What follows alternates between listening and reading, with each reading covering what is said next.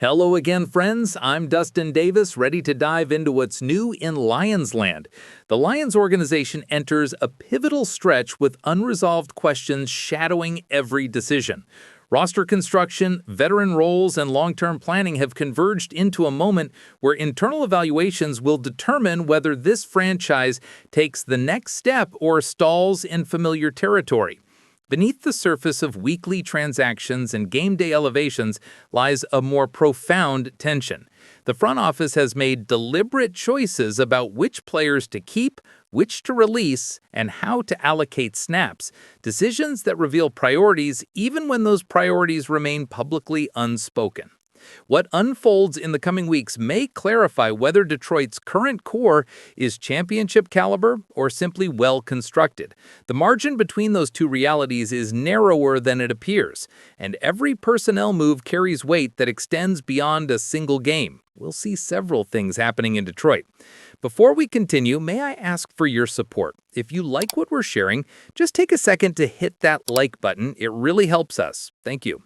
Strategic roster management has defined Detroit's approach throughout the year, with brief transactional windows used to address injury concerns and positional gaps.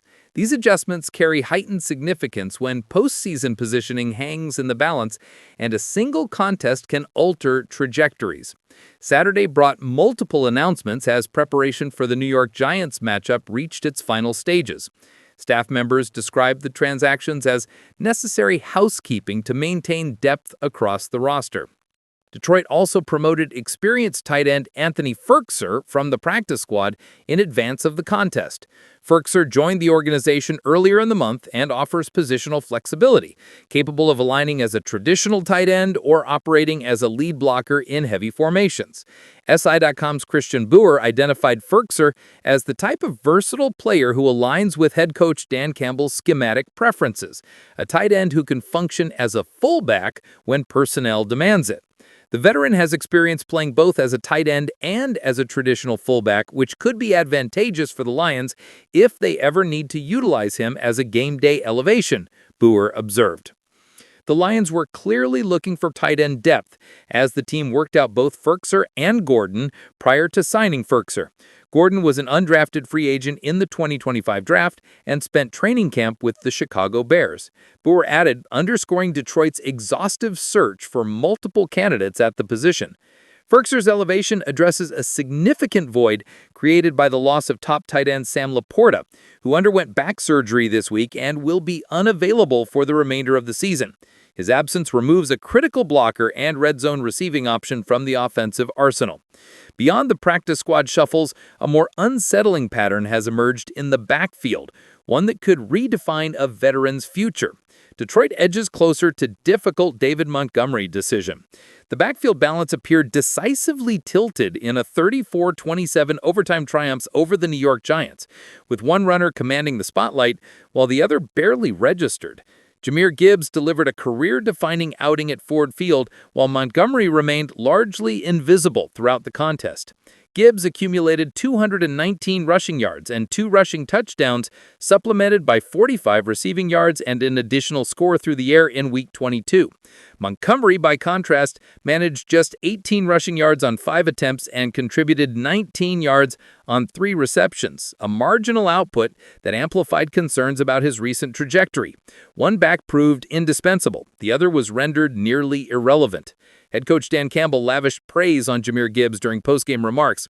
He's electric. He's a game changer. Now, I'm going to give credit to that O-line. I had a good feeling, I think we all did, about Gibbs. Campbell's distribution of carries revealed a clear hierarchy. The traditional two-back rotation has been abandoned, with Gibbs shouldering an increasingly dominant share, 27 carries over the previous 2 weeks, compared to Montgomery's 11. With Campbell now handling play-calling duties, scrutiny has redirected towards Montgomery himself. Since arriving in Detroit in 2023, the same year Gibbs was drafted, Montgomery achieved one 1,000-yard campaign, but his effectiveness has declined.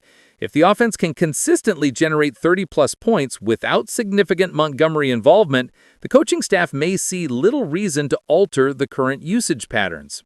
An early playoff elimination would likely accelerate difficult roster evaluations.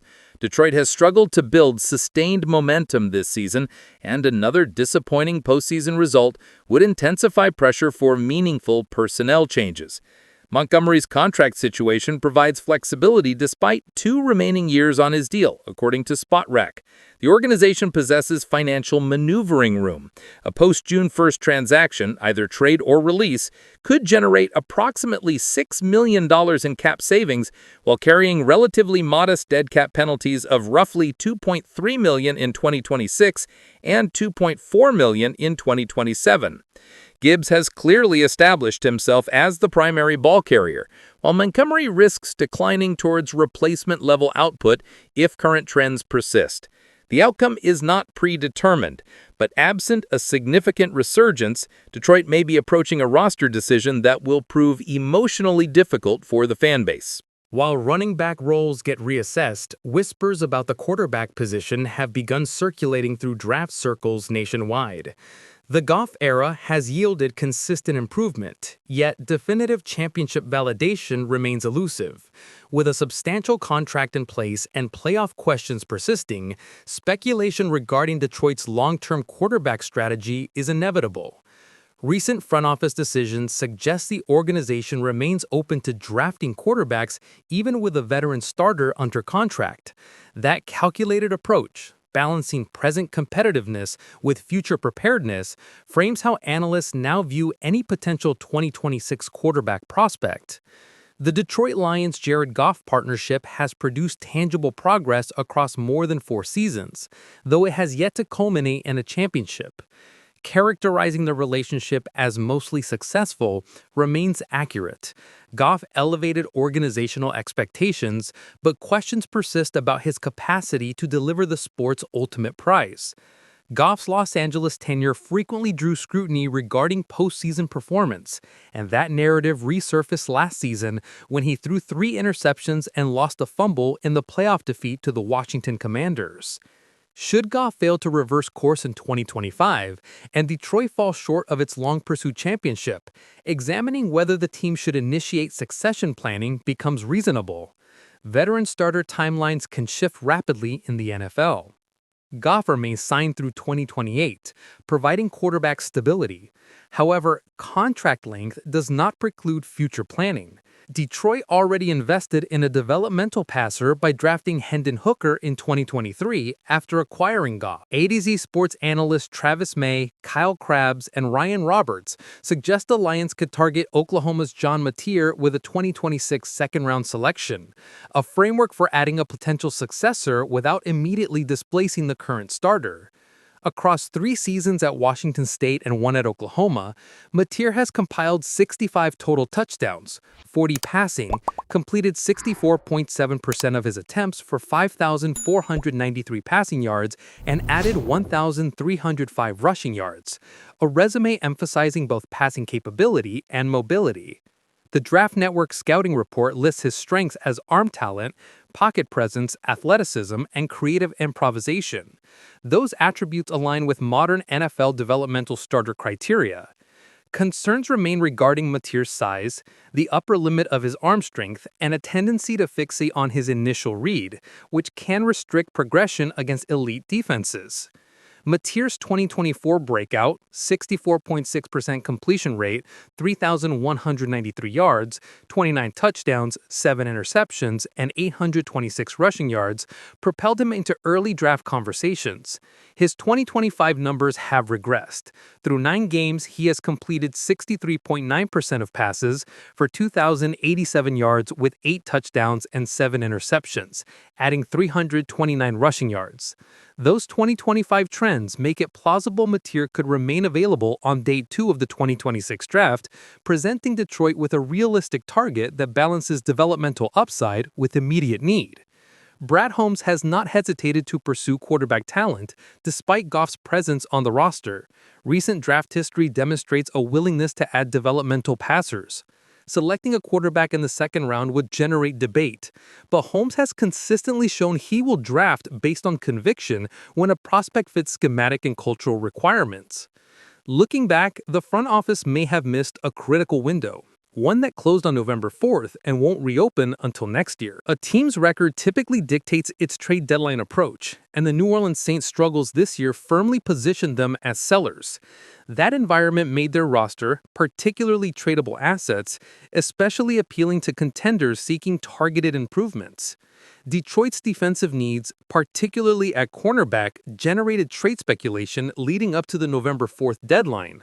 Local reporting and scouting analysis identified Alontae Taylor as a viable target who could have provided immediate versatility both on the outside and in the slot. The New Orleans Saints ranked among the league's worst teams this season, placing them in position to consider moving veteran assets at the NFL trade deadline as they pursued draft capital to accelerate rebuilding efforts. Names such as Alvin Kamara and Chris Olave surfaced in early trade discussions, though neither was ultimately dealt. Olave reportedly entered extension negotiations, while Kamara indicated a preference for retirement over being traded. Still, speculation suggested the Saints might entertain offers for other valuable players, including cornerback Alontae Taylor. Why Taylor would have addressed Detroit's need. Emmett Matusovsky of Detroit Lions on SI argued before the deadline that Taylor would have addressed an immediate and pressing need, a reliable nickel option and boundary presence capable of integrating into Detroit's defensive scheme. Taylor offers an immediate boost at the nickel cornerback position, which is something Detroit desperately needs, Matusovsky wrote, noting Arthur Maulet's serviceable contributions, but also the defensive gap created by injuries and positional transitions on the perimeter. Matusovsky added that Dan Campbell's familiarity with personnel throughout the NFL could have facilitated a potential deal, and Taylor's skill set, the capability to play both slot and boundary, would have added tactical flexibility the Lions currently lack.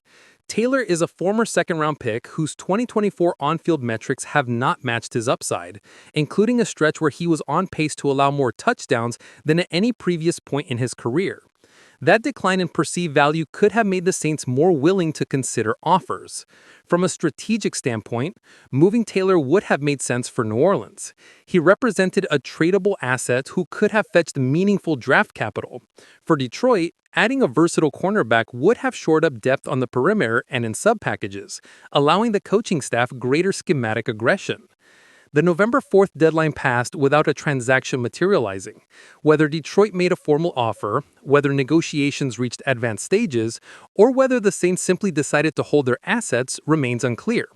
What is certain is that the opportunity to address a glaring need through external acquisition has closed until the 2025 offseason. Detroit's cornerback situation will demand attention heading into the 2026 offseason.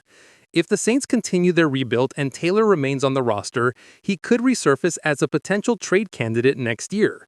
For now, Detroit must navigate the remainder of this season with its current secondary depth, and live with the knowledge that a potential solution was available but never pursued to completion.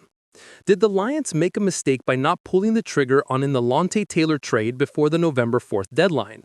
Could adding a versatile cornerback like Taylor have been the difference maker Detroit needed to solidify their secondary? Do you think this missed opportunity will come back to haunt them in critical late-season matchups, or can the current roster hold up? Should Brad Holmes prioritize this position in 2026? And would you want to see Taylor targeted again next offseason? Let us know in the comments if you think we need it. Support the channel by leaving a like and subscribing. Stay one step ahead with all the latest on Lions. See you in the next one.